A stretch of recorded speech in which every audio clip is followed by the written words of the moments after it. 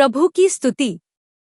आप इस चैनल को रोजाना सुनकर 1 साल में बाइबल पढ़ सकते हैं। Please subscribe and support. आज के बाइबल अध्याय। इतिहास की पुस्तक दूसरा भाग अध्याय 20। इतिहास की पुस्तक दूसरा भाग अध्याय 20।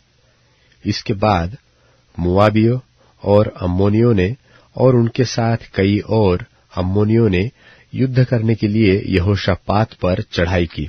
तब लोगों ने आकर यहोशापात को बता दिया कि ताल के पार से एदोम देश की ओर से एक बड़ी भीड़ तुझ पर चढ़ाई कर रही है, और देख, वह हसासोन तामार तक, जो एन गदी भी कहलाता है, पहुंच गई है। तब यहोशापात डर गया और यहोवा की खोज में लग गया और पूरे यहूदा में उपवास का प्रचार करवाया। सो यहूदी यहोवा से सहायता मांगने के लिए इकट्ठे हुए, वरन वे यहूदा के सब नगरों से यहोवा से भेंट करने को आए। तब यहोशापात यहोवा के भवन में नए आंगन के सामने यहूदियों और यरूशलेम निवासियों की मंडली में खड़ा होकर यह कहने लगा कि हे हमारे पितरों के परमेश्वर यहोवा, क्या तू स्वर्ग में परमेश्वर नहीं है? और क्या तू जाति जाति के सब राज्यों के ऊपर प्रभुता नहीं करता? और क्या तेरे हाथ में ऐसा बल और पराक्रम नहीं है कि तेरा सामना कोई नहीं कर सकता? हे हमारे परमेश्वर, क्या तूने इस देश के निवासियों को अपनी प्रजा इस्राएल के सामने से निकालकर इन्हें अपने मित्र इब्राहिम के वंश को सदा के लिए नहीं दे दिया? वे इसमें बस गए और इसमें तेरे नाम का एक पवित्र स्थान बनवाकर कि यदि तलवार या मरी अथवा अकाल व कोई और विपत्ति हम पर पड़े, तब भी हम इसी भवन के सामने और तेरे सामने, तेरा नाम तो इस भवन में बसा है, खड़े होकर अपने क्लेश के कारण तेरी दोहाई देंगे और तू सुनकर बचाएगा।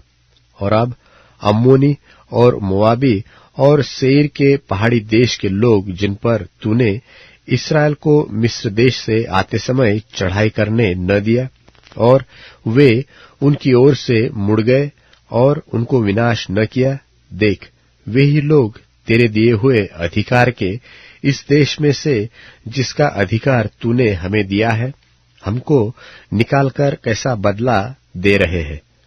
हे परमेश्वर, क्या तू उनका न्याय न करेगा? हे हमारे परमेश्वर, क्या तू उनका न्याय न करेगा?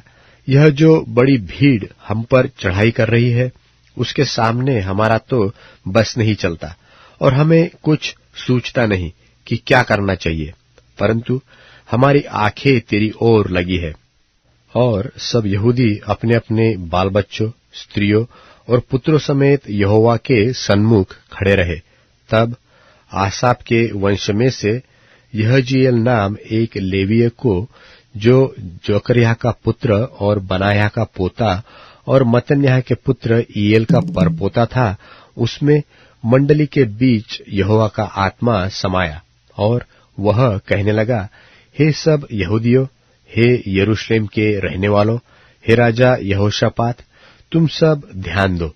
यहोवा तुमसे यो कहता है, तुम इस बड़ी भीड़ से मत डरो और तुम्हारा मन कच्चा न हो, क्योंकि युद्ध तुम्हारा नहीं, परमेश्वर का है। कल उनका सामना करने को जाना। देखो, वे सीस की चढ़ाई पर चढ़े आते हैं और यरूएल नाम जंगल के सामने नाले के सिरे पर तुम्हें मिलेंगे। इस लड़ाई में तुम्हें लड़ना न होगा। हे यहूदा और हे यरूशलेम, ठहरे रहना और खड़े रहकर यहोवा की ओर से अपना बचाव देखना, मत डरो और तुम्हारा मन कच्चा न हो। कल उनका सामना करने को चलना और यहोवा तुम्हारे साथ रहेगा। तब यहोशापात भूमि की ओर मुंह करके झुका और सब यहूदियों और यरूशलेम के निवासियों ने यहोवा के सामने गिर के यहोवा को दंडवत किया। और कहातियों और कोरहियों में से कुछ लेवीय खड़े होकर इस्राएल के परमेश्वर यहोवा की स्तुति अत्यंत ऊंचे स्वर से करने लगे। बिहान को वे सवेरे उठकर ताकों के जंगल की ओर निकल गए। और चलते समय यहोशापात ने खड़े होकर कहा, हे यहूदियों, हे यरूशलेम के निवासियों, मेरी सुनो। अपने परमेश्वर यहोवा पर विश्वास रखो, तब तुम स्थिर रहोगे। उसके नबियों की प्रतीति करो, तब तुम कृतार्थ हो जाओगे। तब उसने प्रजा के साथ सम्मति करके कितनों को ठहराया, जो कि पवित्रता के शोभायमान होकर हथियारबंदों के आगे आगे चलते हुए यहोवा के गीत गाए, और यह कहते हुए उसकी स्तुति करे कि यहोवा का धन्यवाद करो, क्योंकि उसकी करुणा सदा की है। जिस समय वे गाकर स्तुति करने लगे, उसी समय यहोवा ने अम्मोनियों, मोआबियों और सेईर के पहाड़ी देश के लोगों पर, जो यहूदा के विरुद्ध आ रहे थे, घातकों को बैठा दिया, और वे मारे गए, क्योंकि अम्मोनियों और मोआबियों ने सेईर के पहाड़ी देश के निवासियों को डराने और सत्यानाश करने के लिए उन पर चढ़ाई की। और जब वे सेईर के पहाड़ी के देश के निवासियों का अंत कर चुके, तब उन सबों ने एक दूसरे के नाश करने में हाथ लगाया। सो जब यहूदियों ने जंगल की चौकी पर पहुंचकर उस भीड़ की ओर दृष्टि की, तब क्या देखा कि वे भूमि पर पड़ी हुई लोथे हैं, और कोई नहीं बचा। तब यहोशापात और उसकी प्रजा लूट लेने को गए, और लोथों के बीच बहुत सी संपत्ति और मनभावने गहने मिले। उन्होंने इतने गहने उतार लिए कि उनको न ले जा सके, वरन लूट इतनी मिली कि बटोरते बटोरते 3 दिन बीत गए। चौथे दिन वे बराका नाम तराई में इकट्ठे हुए, और वहां यहोवा का धन्यवाद किया। इस कारण उस स्थान का नाम बराका की तराई पड़ा, जो आज तक है। तब वे अर्थात यहूदा और यरूशलेम नगर के सब पुरुष और उनके आगे आगे यहोशापात आनंद के साथ यरूशलेम लौटे, क्योंकि यहोवा ने उन्हें शत्रुओं पर आनंदित किया था। सो वे सारंगिया, वीणाएं और तुरहिया बजाते हुए यरूशलेम में यहोवा के भवन को आए।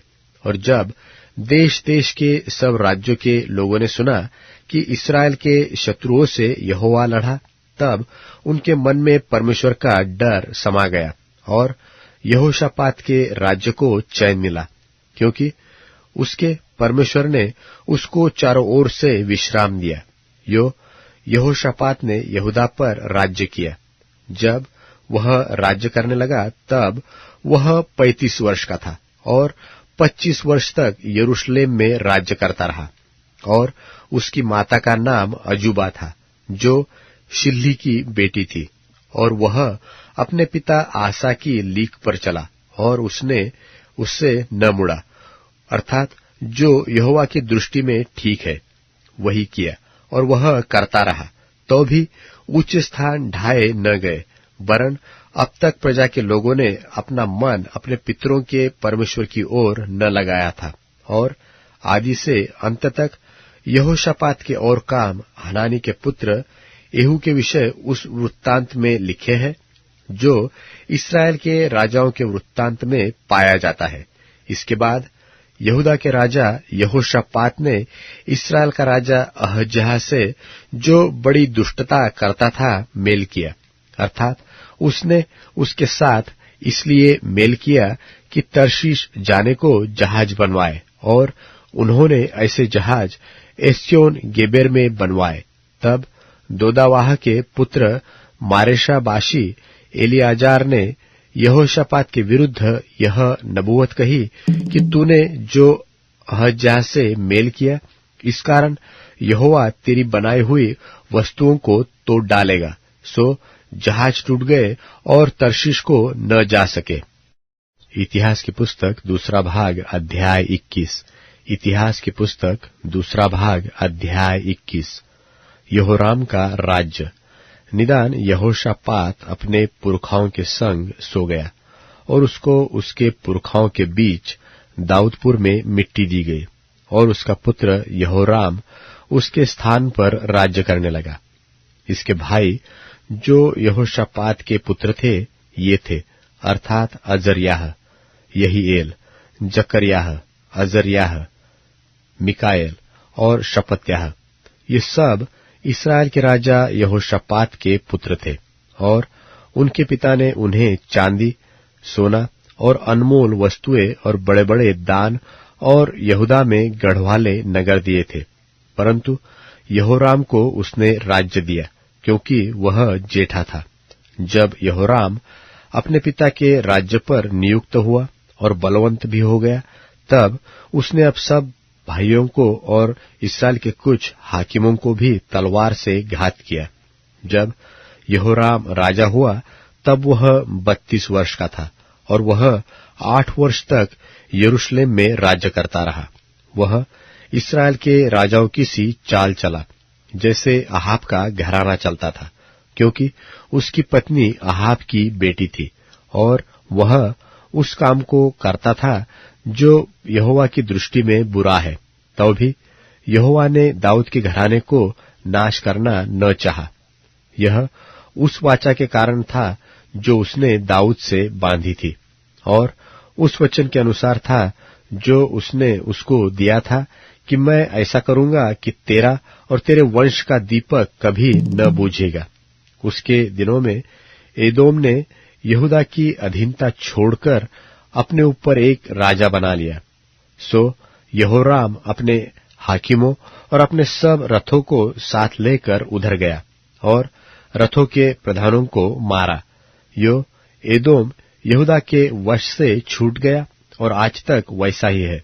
उसी समय लिब्ना ने भी उसकी अधीनता छोड़ दी। यह इस कारण हुआ कि उसने अपने पितरों के परमेश्वर यहोवा को त्याग दिया था, और उसने यहूदा के पहाड़ों पर ऊंचे स्थान बनाए और यरूशलेम के निवासियों से व्यभिचार कराया और यहूदा को बहका दिया। तब एलिय्याह नबी का एक पुत्र उनके पास आया कि तेरे मूल पुरुष दाऊद का परमेश्वर यहोवा यो कहता है कि तू जो न तो अपने पिता यहोशापात की लीक पर चला है और न यहूदा के राजा आसा की लीक पर, वरन इस्राएल के राजाओं की लीक पर चला है और अहाब के घराने की नाई यहूदियों और यरूशलेम के निवासियों से व्यभिचार कराया है और अपने पिता के घराने में से अपने भाइयों को जो कुछ तुझसे अच्छे थे घात किया है। इस कारण यहोवा तेरी प्रजा, पुत्रों, स्त्रियों और सारी संपत्ति को बड़ी मार से मारेगा और तू अतड़ियों के रोग से बहुत पीड़ित हो जाएगा, यहाँ तक कि उस रोग के कारण तेरी अतड़ियां प्रतिदिन निकलती जाएगी। और यहोवा ने पलिश्तियों को और कुशियों के पास रहने वाले अरबियों को यहोराम के विरुद्ध उभारा और वे यहूदा पर चढ़ाई करके उस पर टूट पड़े और राजभवन में जितनी संपत्ति मिली उस सबको और राजों के पुत्रों को और स्त्रियों को भी ले गए, यहाँ तक कि उसके लुटेरे बेटे यहोआहाज को छोड़ उसके पास कोई भी पुत्र न रहा। इन सब के बाद यहोवा ने उसे अतड़ियों के असाध्य रोग से पीड़ित कर दिया और कुछ समय के बाद अर्थात 2 वर्ष के अंत में उस रोग के कारण उसकी अतड़ियां निकल पड़ी और वह अत्यंत पीड़ित होकर मर गया। और उसकी प्रजा ने जैसे उसके पुरखाओं के लिए सुगंध द्रव्य जलाया था वैसा उसके लिए कुछ न जलाया। जब वह राज्य करने लगा तब वह 32 वर्ष का था और यरूशलेम में 8 वर्ष तक राज्य करता रहा और सबको अप्रिय होकर जाता रहा और उसको दाऊदपुर में मिट्टी दी गई, परंतु राजाओं के कब्रिस्तान में नहीं। लूका रचित सुसमाचार 19वां अध्याय। वह यरीहो में प्रवेश करके जा रहा था और देखो जक्कई नाम एक मनुष्य था जो चुंगी लेने वालों का सरदार और धनी था। वह यीशु को देखना चाहता था कि वह कौन सा है, परंतु भीड़ के कारण देख न सकता था क्योंकि वह नाटा था। तब उसको देखने के लिए वह आगे दौड़कर एक गूलर के पेड़ पर चढ़ गया क्योंकि वह उसी मार्ग से जाने वाला था। जब यीशु उस जगह पहुंचा तो ऊपर दृष्टि करके उससे कहा, हे जक्कई, झट उतर आ, क्योंकि आज मुझे तेरे घर में रहना अवश्य है। वह तुरंत उतरकर आनंद से उसे अपने घर को ले गया। यह देखकर सब लोग कुड़कुड़ाकर कहने लगे, वह तो एक पापी मनुष्य के यहाँ जा उतरा है। जक्कई ने खड़े होकर प्रभु से कहा, हे प्रभु देख, मैं अपनी आधी संपत्ति कंगालों को देता हूँ, और यदि किसी का कुछ भी अन्याय करके ले लिया है तो उसे चौगुना फेर देता हूँ।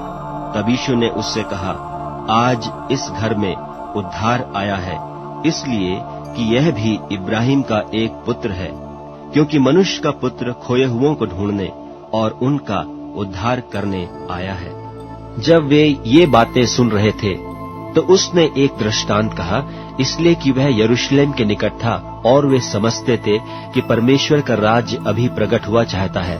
सो उसने कहा, एक धनी मनुष्य दूर देश को चला ताकि राजपद पाकर फिर आए, और उसने अपने दासों में से 10 को बुलाकर उन्हें 10 मोहरें दी और उनसे कहा, मेरे लौट आने तक लेन देन करना। परंतु उसके नगर के रहने वाले उससे बैर रखते थे और उसके पीछे दूतों के द्वारा कहला भेजा कि हम नहीं चाहते कि यह हम पर राज्य करे।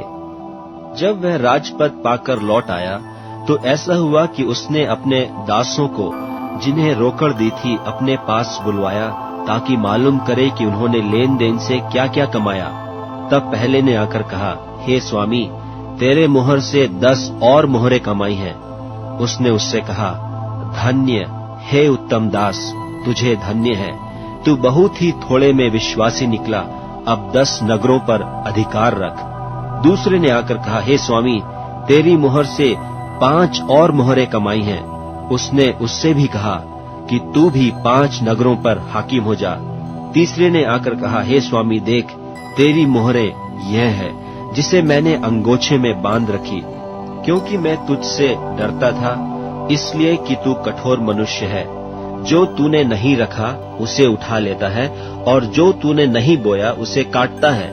उसने उससे कहा, हे दुष्ट दास, मैं तेरे ही मुंह से तुझे दोषी ठहराता हूँ। तू मुझे जानता था कि कठोर मनुष्य हूँ, जो मैंने नहीं रखा उसे उठा लेता, और जो मैंने नहीं बोया उसे काटता हूँ। तो तूने मेरे रुपये कोठी में क्यों नहीं रख दिए कि मैं आकर ब्याज समेत ले लेता? और जो लोग निकट खड़े थे, उसने उनसे कहा, वह मोहर उससे ले लो, और जिसके पास 10 मोहरें हैं उसे दे दो। उन्होंने उससे कहा, हे स्वामी, उसके पास 10 मोहरें तो हैं। मैं तुमसे कहता हूँ कि जिसके पास है उसे दिया जाएगा, और जिसके पास नहीं, उससे वह भी जो उसके पास है ले लिया जाएगा। परंतु मेरे उन बैरियों को, जो नहीं चाहते थे कि मैं उन पर राज्य करूं, उनको यहाँ लाकर मेरे सामने घात करो। ये बातें कहकर वह यरूशलेम की ओर उनके आगे आगे चला।